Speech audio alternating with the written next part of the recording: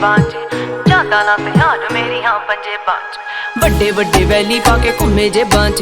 जादा ना ध्यान मेरी हाँ पंजे बांझ किदा किदा इत्थे रत मुंह फड़ ला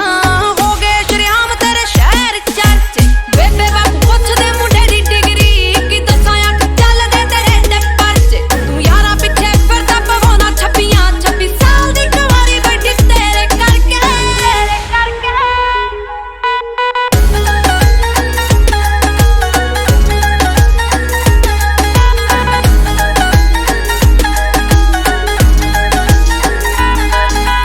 समझी ना भोली मैनू सब पता है किथे किथे हो जांदे हो गैप वे